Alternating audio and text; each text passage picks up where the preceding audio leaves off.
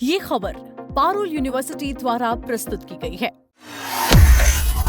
सिर्फ एक बाइक टकराने की कीमत 2 मौतों से चुकानी पड़ेगी, ऐसा किसी ने सोचा भी नहीं था। शराब के नशे में चूर हमलावरों ने बीच सड़क पर एक हंसते खेलते परिवार को तबाह कर दिया।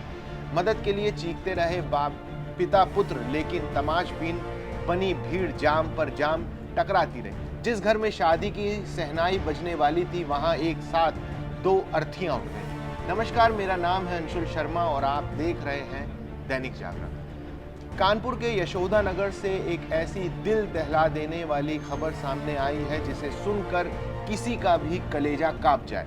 सिर्फ सामने से आ रही बाइक का हल्का सा टकरा जाना 3 युवकों को इतना नागवार गुजरा कि उन्होंने एक बुजुर्ग पिता और उसके 2 बेटों पर चाकुओं से ताबड़तोड़ हमला कर दिया। इस खौफनाक हमले में पिता और उसके एक बेटे की मौके पर ही मौत हो गई, जबकि दूसरा बेटा जिंदगी और मौत के बीच झूल रहा है। आइए आपको बताते हैं इस पूरी वारदात की एक खबर। एक खौफनाक वारदात रविवार रात करीब 8:45 बजे यशोदा नगर बाईपास के पास वृंदावन गेस्ट हाउस के सामने हुई। रामनगर सजारी 2 के रहने वाले 60 वर्षीय शिव नारायण त्रिवेदी किदवई नगर के कनक मार्बल में काम करते। उनके 2 बेटे 26 वर्षीय शिवम और 30 वर्षीय सत्यम भी उसी दुकान पर सेल्समैन की नौकरी करते थे। रविवार की रात काम खत्म करके तीनों अपनी बाइक से घर लौट रहे थे।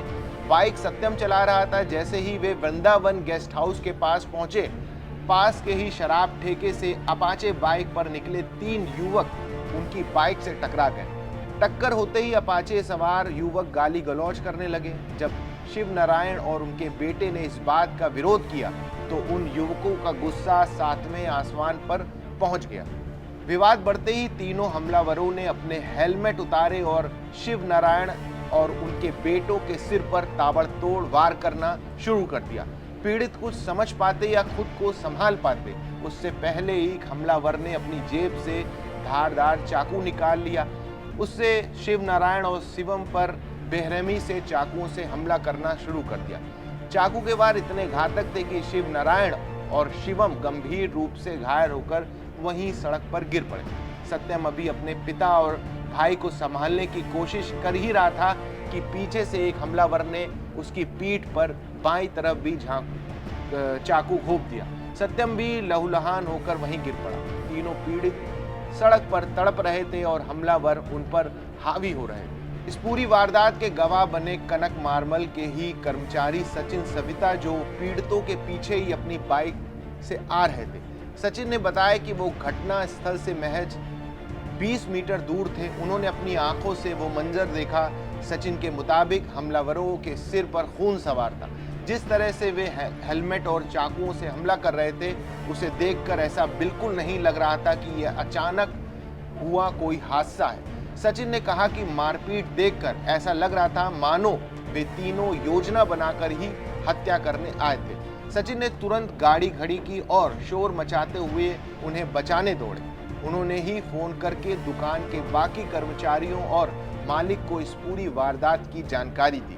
इस पूरी घटना ने जहां पुलिस की मुस्तैदी पर सवाल उठाए हैं, वहीं समाज की संवेदनहीनता को भी उजागर किया है। जिस वक्त विराट नगर शराब ठेके के पास ये मर्डर हो रहा था, वहां सड़क और फुटपाथ पर सैकड़ों लोग मौजूद थे। लोग अपनी गाड़ियों के पास खड़े होकर पैग पर पैग लड़ा रहे थे। खून से लथपथ बाप बेटे सड़क पर तड़प रहे, मदद के लिए चिल्लाते रहे, लेकिन शराबियों की भीड़ तमाशबीन बनी रही।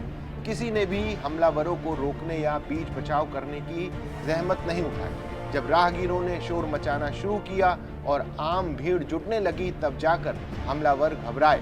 भीड़ ने एक हमलावर को मौके पर ही दबोच लिया, जबकि 2 हमलावर अपनी बाइक छोड़कर पैदल ही भाग निकले। घटना की जानकारी मिलते ही कनक मार्बल दुकान के अन्य कर्मचारी भी मौके पर पहुंचे। उन्होंने घायल शिव नारायण, शिवम और सत्यम को उठाया और तुरंत एक अस्पताल लेकर पहुंचे। निजी अस्पताल ने गंभीर हालात को देखते हुए हाथ खड़े कर दिए और उन्हें हैलट ले जाने को कहा। जब वे घायलों को लेकर हैलट पहुंचे तो डॉक्टरों ने शिव नारायण और शिवम को मृत घोषित कर दिया। डॉक्टरों के मुताबिक मृत पिता पुत्र के सीने, पेट और सिर पर चाकुओं के गहरे घाव थे। वहीं घायल सत्यम के पीठ और हाथ में चाकू लगा था, जिसका इलाज चल रहा है। सत्यम ने पुलिस को बताया कि हमलावरों ने चाकुओं के अलावा उनके सिर पर शराब की बोतलें भी मारी थी। मामले की गंभीरता को देखते हुए पुलिस तुरंत एक्शन में आई और अब इस वारदात के तीनों आरोपितों को गिरफ्तार कर लिया गया। पुलिस आयुक्त रघुवीर लाल ने बताया था कि भीड़ द्वारा पकड़े गए पहले आरोपी की पहचान शिवा वर्मा के रूप में हुई है, जो कानपुर देहात का रहने वाला है और ब्लिंकिट कंपनी में काम करता है। वहीं दूसरे आरोपी उत्सव अवस्थी को भी पुलिस ने मुस्तैदी दिखाते हुए दबोच लिया। इसके बाद पुलिस ने इन दोनों आरोपियों से कड़ी पूछताछ की। इन दोनों की निशानदेही पर पुलिस टीम मुख्य और तीसरे आरोपी करण वर्मा को पकड़ने के लिए निकली। जब पुलिस ने तीसरे आरोपी करण वर्मा को घेरा तो उसने पुलिस टीम पर फायरिंग कर दी। जवाब में पुलिस ने भी आत्मरक्षा के रूप में फायरिंग की, जिसमें तीसरे आरोपी करण वर्मा के दोनों पैरों में गोली लगी। पुलिस ने घायल आरोपी को इलाज के लिए अस्पताल में भर्ती कराया है। सुरक्षा के लिहाज से पीड़ित परिवार के घर और घटनास्थल पर पुलिस बल तैनात है। इस खौफनाक दोहरे हत्याकांड ने हंसते खेलते परिवार को पूरी तरह से उजाड़ दिया।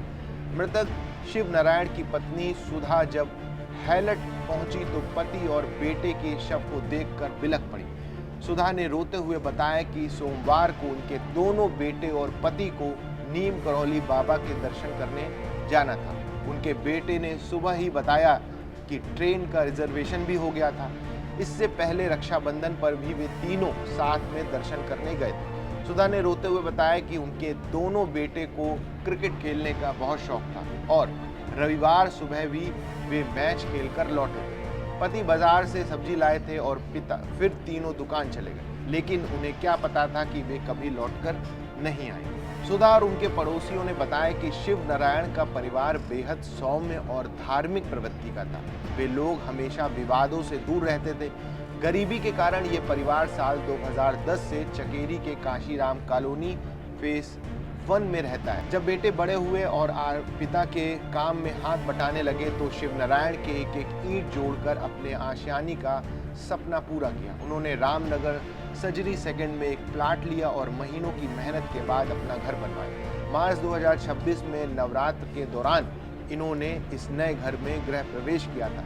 बड़े बेटे सत्यम की शादी की तैयारियां चल रही थी, लेकिन हमलावरों ने 2 ही महीने में इस परिवार की खुशियां छीन ली। स्थानीय लोगों का आरोप है कि विराट नगर शराब ठेके के पास रोज रात को अराजक तत्वों का जमावड़ा लगा रहता है। फुटपाथ और सड़कों पर खुलेआम कार बाइक खड़ी करके लोग शराब पीते हैं और आए दिन गाली गलौज और मारपीट की घटनाएं होती हैं। क्षेत्रीय लोगों ने पुलिस पर लापरवाही का आरोप लगाते हुए कहा कि कई बार शिकायत करने के बाद भी पुलिस केवल औपचारिकता पूरी करती है। नियमों के मुताबिक शराब ठेके के बाहर शराब पीना मना है, लेकिन यहाँ पानी और नमकीन की दुकानें खुली रहती हैं जो इस अवैध काम को बढ़ावा देती हैं। लोगों का कहना है कि अगर पुलिस नियमित गश्त करती तो शायद आज इतनी बड़ी वारदात नहीं होती। बाइक टकराने के विवाद में मर्डर की ये कोई पहली घटना नहीं है। कानपुर में रोड रेस के मामले लगातार बढ़ रहे हैं। इसी साल मार्च 2026 में जूही लाल कॉलोनी में बाइक सवार 2 युवकों को कार सवारों ने सिर्फ इसलिए पीट दिया क्योंकि उन्होंने कार को ओवरटेक करने की कोशिश की थी। हमलावरों ने पीड़ितों से कहा कि ये कानपुर है, उत्तम नगर नहीं, जहां 4 मार्च 2026 को होली पर पानी का गुब्बारा फेंकने पर तरुण बुतौलियों की पीट कर हत्या कर दी गई। इसके अलावा 24 अप्रैल 2025 को कल्याणपुर के नानकारी में तेज बाइक चलाने का विरोध करने पर सुमित नाम के एक युवक की लाठी डंडों से पीटकर हत्या कर दी। वहीं 28 सितंबर 2023 को श्यामनगर के मेडिकल स्टोर संचालक अमोलदीप सिंह भाटिया को भाजपा पार्षद के पति अंकित शुक्ला ने ओवरटेक के विवाद में इस कदर पीटा कि उनकी आंखें बाहर आ गईं।